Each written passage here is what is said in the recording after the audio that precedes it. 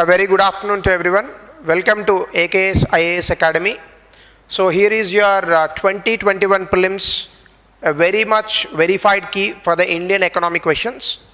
So after looking at the paper, I found around 14 questions as part of the economy. So without wasting the time, let us go into each and every question with the respective answers.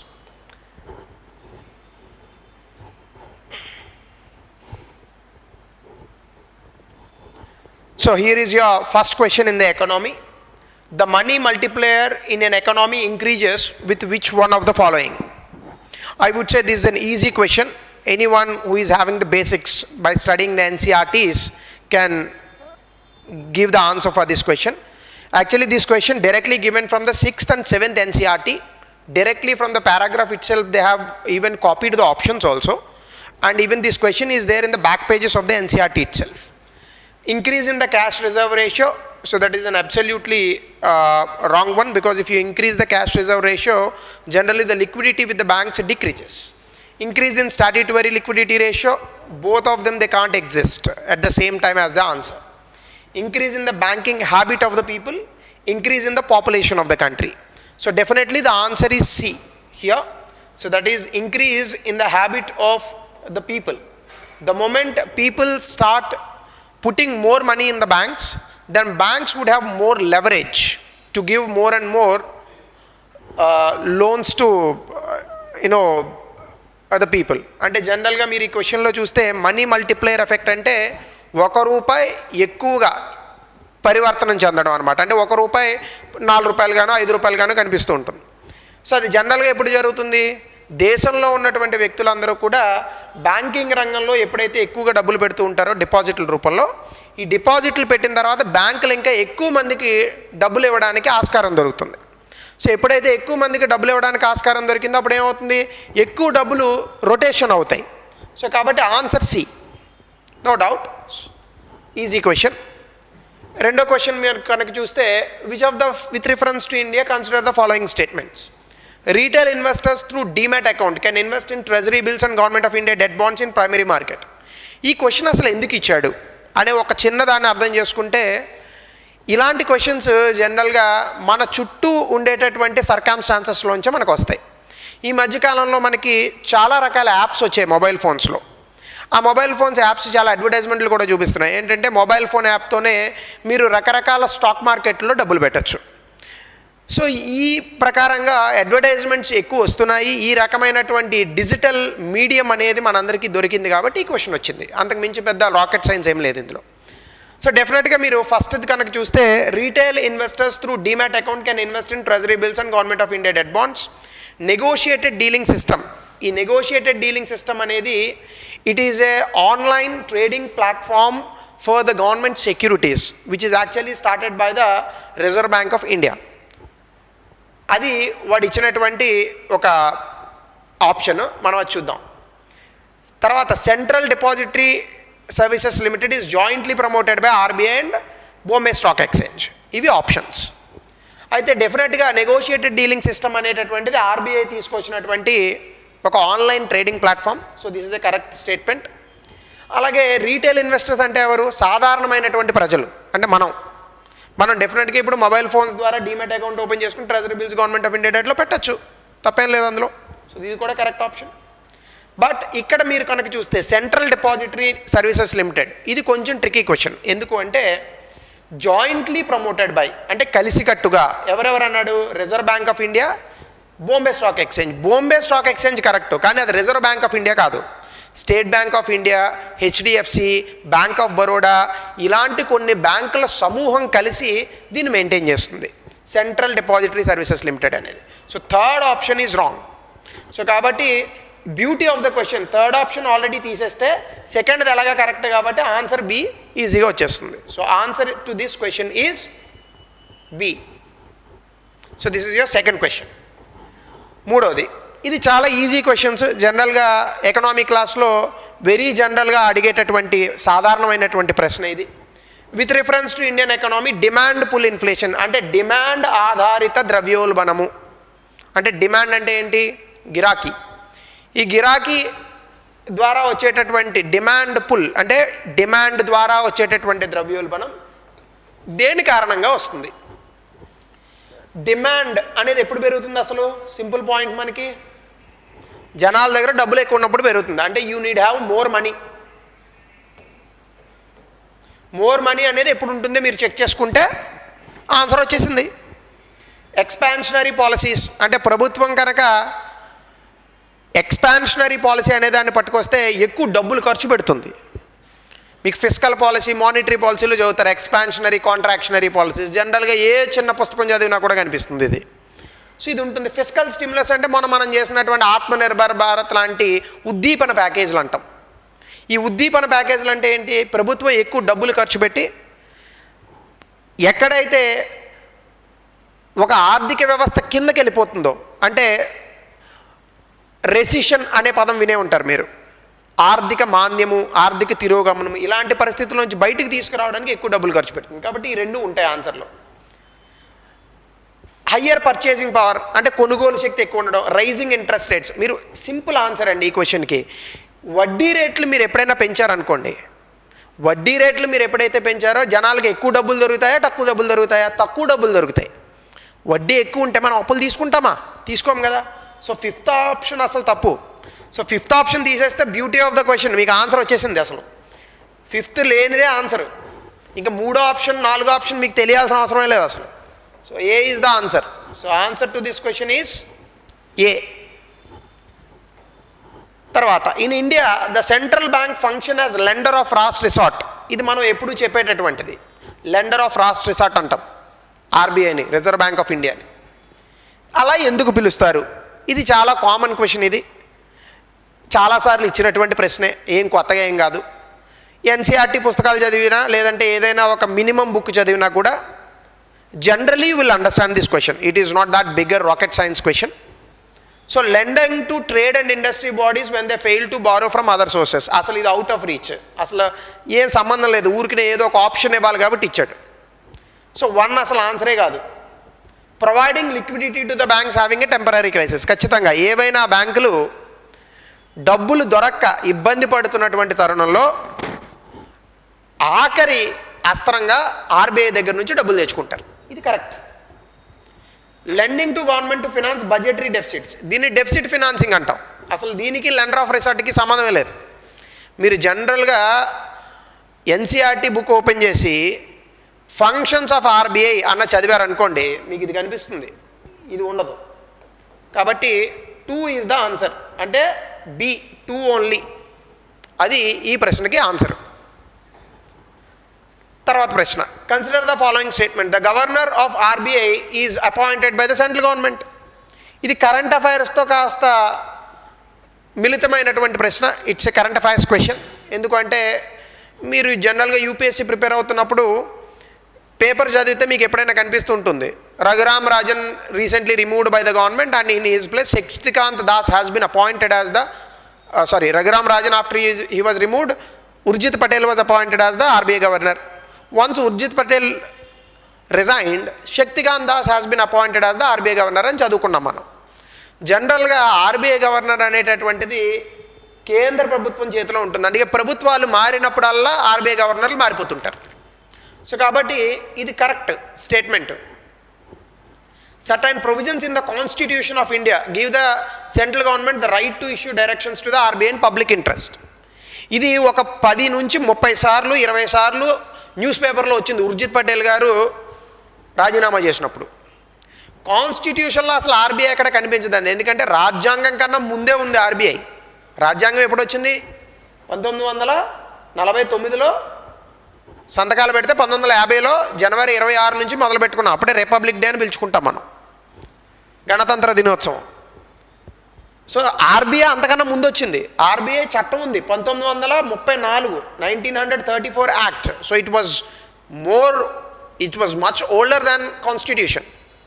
So ఇక్కడ provision of constitution కాదండి ఇది, అది RBI act 1934 ద్వారా, RBI చట్టం 1934లో ఉన్నటువంటి ఒక సెక్షన్లో ఉన్న క్లాజ్ అది. Public interest, in the name of public interest the government can issue the directions to the RBI. రీసెంట్గా ఈ డైరెక్షన్స్ ఇచ్చారు. 75 సంవత్సరాల తర్వాత మొట్టమొదటిసారి ఇలాంటిది ఇవ్వడం డైరెక్షన్స్ అని చెప్పి మీడియాలో పెద్ద గొడవ జరిగింది దీనివల్ల. So it's a very current affairs question. So కాబట్టి ఇది తప్పు. బ్యూటీ ఆఫ్ ద క్వశ్చన్ ఏంటో తెలుసా? సెకండ్ లేనిదే ఆన్సరు. సో ఆన్సర్ డైరెక్ట్గా వచ్చేసింది. C, the governor of RBI draw his powers from RBI act. అది అందరికీ తెలిసిందే అది. సో రెండు తప్పు అని కనుక మీరు గుర్తుపెట్టుకోగలిగితే, కనిపెట్టగలిగితే లాజిక్ ప్రకారం ఆన్సర్ వచ్చేసింది. మోస్ట్ ఈజీ క్వశ్చన్ అలా గంభీరంగా కనిపించింది, పెద్దదంతే. తర్వాత ప్రశ్న, with reference to the workers employed in India consider the following statements. అసలు ఇది ఎందుకు ఇచ్చాడు? ఈ మధ్యన వేజెస్ బిల్ అని ఒక అమెండ్మెంట్ 2017లో పాస్ అయింది. అందులో భాగంగా న్యూస్ పేపర్లో అలాగే రాజ్యసభలో పాస్ అయిన తర్వాత దీని మీద చాలా పెద్ద డిస్కషన్ జరిగింది.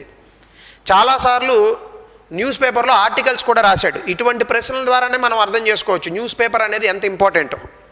So the government by notification specify that establishment or industry shall pay wages only. నేను చాలాసార్లు క్లాసుల్లో కూడా చెప్పాను, ఇది ఓన్లీ అన్న పదం ఎప్పుడన్నా వస్తే చాలా జాగ్రత్త పడాలి మనం. Only through it's bank account, only through it's bank account అని యాక్ట్లో లేదండి. Either by cheque or through the bank account అని ఇచ్చాడు. సో కాబట్టి మూడో ఆప్షన్ తప్పు. బ్యూటీ ఆఫ్ ద క్వశ్చన్ ఏంటంటే థర్డ్ ఆప్షన్ తప్పు అని తెలుసుకుంటే ఫస్ట్ ఆప్షన్ కరెక్ట్ అని మీకు తెలిసిపోయింది. ఎందుకంటే స్టార్టింగ్లో చూడండి, all casual workers are entitled for EPFO, employee provident fund coverage వస్తుంది అందరికీ, క్యాజువల్ వర్కర్స్కి. ఈవెన్ ఇప్పుడు కాంట్రాక్ట్ వర్కర్స్ కూడా వర్తించేటట్టుగా కొత్తగా చట్టాలు చేశాం మనం 2017లో. All casual workers are entitled for regular working hours and overtime payment, అది కూడా కరెక్టే, జనరల్ స్టేట్మెంట్స్ అవి. సో కాబట్టి 1 and 2 is the easy answer for this question. So చాలా ఈజీ క్వశ్చన్. అలాగే తర్వాత క్వశ్చన్ మనకు మీరు చూస్తే, ఈ ఎకనామిక్ రెసిషన్ క్వశ్చన్స్ జనరల్గా ఫిస్కల్ పాలసీ ఇలాంటివి మానిటరీ పాలసీ వచ్చినప్పుడు ఎకనామీలో సర్వసాధారణంగా ఒక 10 నుంచి 20 సార్లు మేము క్లాస్లో రివైజ్ చేసేటటువంటి అంశాలు ఇవి. ఇది నేను చాలాసార్లు మీకు నోట్స్లో కూడా రాయించినట్టుగా గుర్తు నాకు. Which among the following steps is most likely to be taken at the time of economic recession. Economic recession ఆర్థిక మాంద్యం వచ్చినప్పుడు ఈ క్రింది వాటిలో ఏ స్టెప్స్ ప్రభుత్వం ముఖ్యంగా తీసుకుంటుంది, ప్రాథమికంగా వేటిపైన దృష్టి పెడుతుంది? ట్యాక్సులు తగ్గిస్తుంది. ఆల్రెడీ ఆర్థిక మాంద్యంలో వస్తుంటే ట్యాక్సులు ఎందుకు తగ్గిస్తుంది? ట్యాక్సులు తగ్గిస్తే జనాల దగ్గర డబ్బులు లేకుండా డిమాండ్ ఇంకా తగ్గుతుంది. ఆర్థిక మాంద్యంలోంచి ఎకనామిక్ డిప్రెషన్లోకి పోతారు మీరు. సో కాబట్టి అది కాదు. Increase in expenditure on public projects పక్కన పెడదాం అది కాసేపు. Increase in tax rates accompanied by reduction of interest rate. ఒకసారి చూడండి, ఇది ఒక increase in tax rates, sorry ఇక్కడ కట్ ఇన్ ట్యాక్స్ రేట్స్ అన్నాడు, at the same time increase in interest rates అన్నాడు. డిక్రీజ్ ఇన్ ఇంట్రెస్ట్ రేట్స్ అంటే ఇది correct అయ్యే అవకాశం ఉంది. పన్నులు తగ్గించి రుణాలకి వడ్డీలు పెంచితే ఎవరు డబ్బులు తీసుకోరు. అలాగే పన్నులు పెంచితే అసలు ఆర్థిక మాంద్యం నుంచి బయట పడలేం. రిడక్షన్ ఆఫ్ ఎక్స్పెండిచర్ దీనికి రివర్స్. ఎప్పుడైనా గుర్తుపెట్టుకోండి, ఆర్థిక మాంద్యం వచ్చినప్పుడు సాధ్యమైనంత వరకు ఖర్చులు లేదా ఎక్స్పెండిచర్ వ్యయం అనేది పెంచాలి. దానికి బెస్ట్ ఎగ్జాంపులే ఆత్మనిర్భర్ భారత్ అనేటటువంటి ఒక ప్యాకేజ్. 20 లక్షల కోట్లతో దాదాపుగా ప్రధానమంత్రి మోడీ గారు కరోనా వచ్చినటువంటి సందర్భంలో దాన్ని ప్రకటించారు. అదేంటది? Increase in expenditure on public ప్రాజెక్ట్సే ఒక రకంగా. అదే అమెరికాలో అయితే క్వాంటిటేటివ్ ఈజింగ్ అంటారని నేను క్లాస్లో చాలాసార్లు చెప్పాను. సో కాబట్టి it's a very easy question. B is the answer దీనికి. Okay, B is the answer. అలాగే consider the following statements. Other things remained unchanged, the market demand for a good might increase. ఇది ఉన్నట్లో కాస్త difficult question అండి, ఎందుకంటే ఇది economy కాదు, యాక్చువల్గా అయితే ఇది ఎకనామిక్స్. సో కొంత ఎన్సీఆర్టీలు బాగా చదివినటువంటి మ్యాక్రో ఎకనామిక్ ఎన్సీఆర్టీలోంచి వచ్చింది అటువంటి క్వశ్చన్ ఇది ఒక రకంగా చెప్పాలంటే. Price of it's substitute increases, price of it's compliment increases, good is inferior and the income of the consumer decreases అనాలి, ఇక్కడ ఇంక్రీజెస్ అన్నాడు. సో కాబట్టి 3 అసలు ఆన్సర్లో ఉండదు.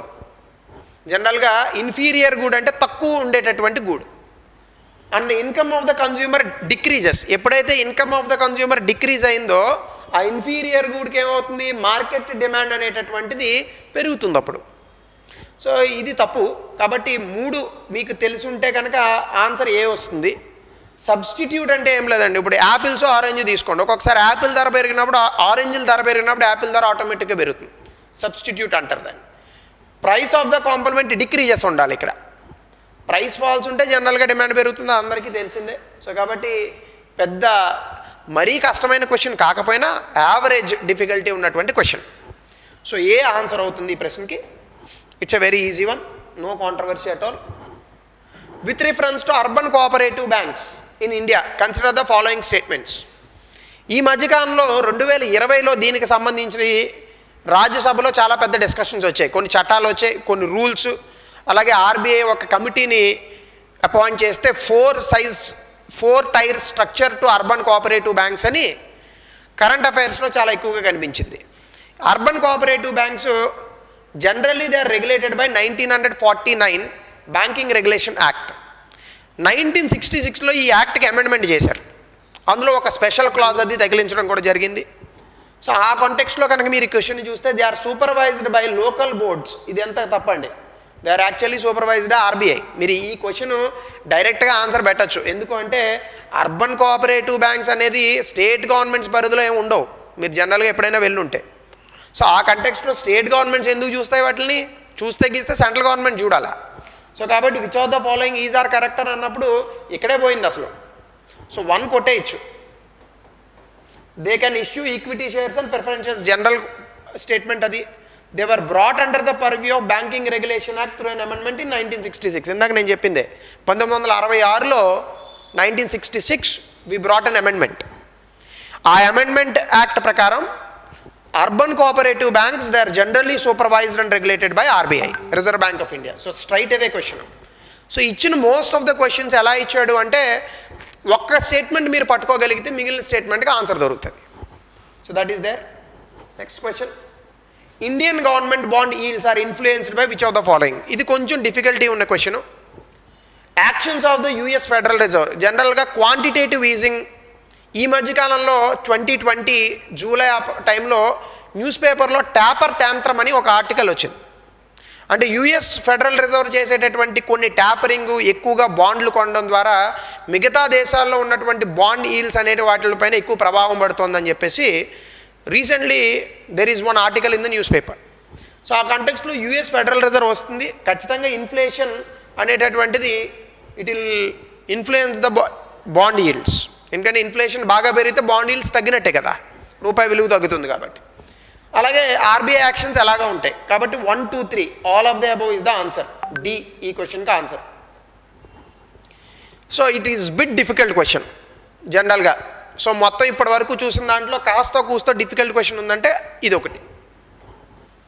అలాగే ఇది కూడా కొంచెం అన్కన్వెన్షనల్ ఇచ్చాడు. జనరల్గా కొంచెం ఎఫ్డిఐకి సంబంధించి ఈజీగా అడిగేవాడు, కొంచెం ఒక స్థాయి ముందుకెళ్ళాడు. Foreign currency convertible bonds, foreign institutional investment with certain conditions, global depository receipts, non resident external deposits. Which of the above can be included in foreign direct investment. జనరల్గా మీకు బ్యాలెన్స్ ఆఫ్ పేమెంట్స్ అనే chapter చదివినప్పుడు current account, capital account అని చదువుతూ అందులో FDI, FIL గురించి చదువుతారు. So FII అనేది షార్ట్ టర్మ్ ఇన్వెస్ట్మెంట్, ఎఫ్డిఐ అనేటటువంటిది లాంగ్ టర్మ్ ఇన్వెస్ట్మెంట్, అందరికీ తెలిసిన పాయింట్. సో కాబట్టి ఈ మధ్యన ట్రిప్సార్ రూల్స్ అని ఒక డాక్యుమెంట్ వచ్చిందండి. మీరు అందులో చూస్తే ఈ పర్టికులర్ దాన్ని it's a recently added one as part of FDI definition. So అందులో చాలా క్లియర్గా రాశాడు ఫారెన్ కరెన్సీ కన్వర్టబుల్ బాండ్స్ అలాగే నాన్ రెసిడెంట్ ఎక్స్టర్నల్ డిపాజిట్స్ కూడా ఎఫ్డిఐలో భాగంగా మేము వాటిల్ని తీసుకుంటామని చెప్పి గవర్నమెంట్ ప్రకటించడం జరిగింది. అయితే ఎఫ్ఐఐస్ మీరు ఇక్కడ కొట్టేయచ్చు. ఫారెన్ ఇన్స్టిట్యూషనల్ ఇన్వెస్ట్మెంట్స్ అంటే అది షార్ట్ టర్మ్ ఇన్వెస్ట్మెంట్ జనరల్గా, అందులోకి అది ఎఫ్డిఐ కాదు. ఎఫ్ఐ అనేది డైరెక్ట్గా స్టాక్ ఎక్స్చేంజ్లో పెడతారు కాబట్టి దీన్ని తీసేయచ్చు మీరు. కాబట్టి ఇది తప్పు అవుతుంది. సో 1 and 4 ఆన్సర్ అవుతాయి. Global depository receipts, American depository receipts నేను నోట్స్లో అప్పటి చెప్పడం జరిగింది. జనరల్గా అవి it is an additional way to the companies to borrow from outside the country. So ఆ కంటెక్స్లో చూస్తే ఈ ప్రశ్నకి D answer. D is the answer for this question. So అది కూడా కొంచెం డిఫికల్ట్ క్వశ్చనే, దెర్ ఈజ్ నో డౌట్. అలాగే the effect of devaluation of currency is that it necessarily. ఇక్కడ ఈ స్టేట్మెంట్ లేదా ఈ వర్డ్ చాలా ప్రాముఖ్యత ఉన్నటువంటి వర్డ్ అండి. కొన్నిసార్లు వర్డ్తో ట్విస్టులు చేస్తుంటాడు. ఈ క్వశ్చన్ కొంచెం అలాంటిది. ఇందులో డిఫికల్టీ ఏమాత్రమూ లేదు. It is a very basic question. It improves the competitiveness of exports. అందరికీ తెలిసిందే 1991 ఎకనామిక్ రిఫార్మ్స్ వచ్చినప్పుడు ఎల్పిజిలో $1 17 ఉన్నది, $1ని 25 చేశారు. ఎందుకు చేసాం మనం? ఎక్స్పోర్ట్స్ కాంపిటేటివ్ అవుతుంది కాబట్టి చేసాం. సో ఆ కంటెక్స్లో ఇదే ఉంటుంది ఖచ్చితంగా. అలాగే increase the foreign value of domestic currency value తగ్గుతుంది, పెరగదు. సో ఇది తప్పు. అలాగే ట్రేడ్ బ్యాలెన్స్, నెససరీగా ట్రేడ్ బ్యాలెన్స్ పెరగాలని ఏం లేదండి. ఒకవేళ నిజంగా 1 and 3 ఇచ్చిండుంటే కొంచెం కష్టపడేటటువంటి ప్రశ్న ఇది. ఒకవేళ నిజంగా వాడు 1 and 2 ప్లేస్లో 1 and 3 కనుక ఇచ్చిండుంటే కొంచెం కష్టపడేయాల్సి వద్దును.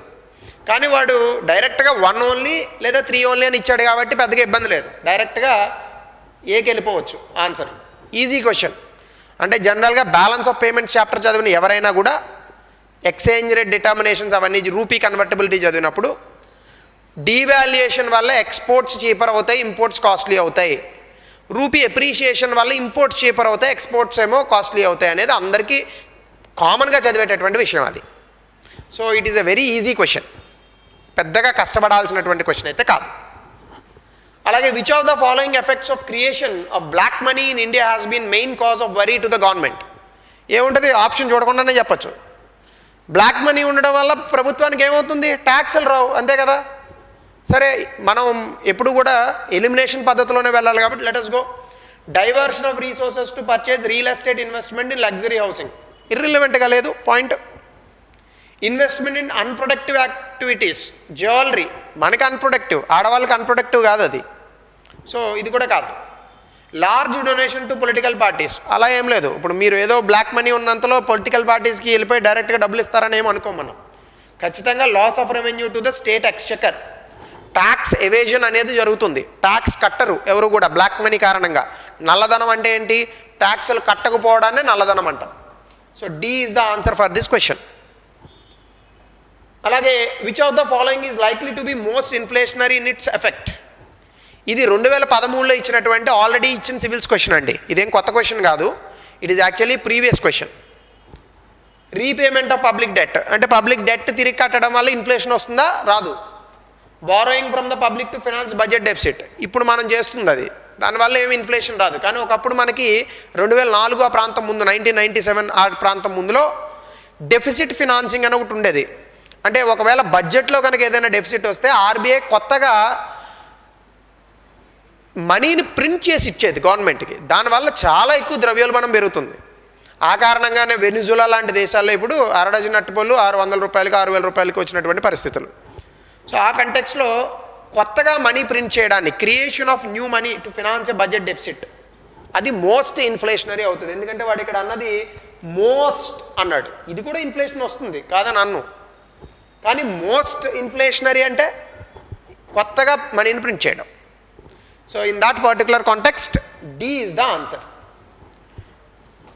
సో మొత్తానికి అవుట్ ఆఫ్ టోటల్ 100 క్వశ్చన్స్లో లాస్ట్ ఇయర్ కన్నా నెంబర్ ఆఫ్ ఎకనామిక్ క్వశ్చన్స్ కొంచెం తగ్గాయి. లాస్ట్ ఇయర్ 24 క్వశ్చన్స్ అరౌండ్ ఉంటే ఈ ఇయర్ 14 క్వశ్చన్స్ వచ్చాయి. 14 క్వశ్చన్స్లో 12 క్వశ్చన్స్ అబ్సల్యూట్గా ఆన్సర్ పెట్టేటటువంటి క్వశ్చన్స్, అందులో అనుమానమే లేదు. అయితే ఒకసారి if you analyse the trend of the examination, ఒకసారి ఎగ్జామినేషన్లో ఈ క్వశ్చన్స్ తాలూకా ట్రెండ్ కనుక మీరు చూస్తే ఒక్క క్వశ్చన్ లేదా 2 క్వశ్చన్లు తప్ప మిగతా అన్ని క్వశ్చన్లు కూడా అప్లికబుల్ క్వశ్చన్సే ఇచ్చాడు.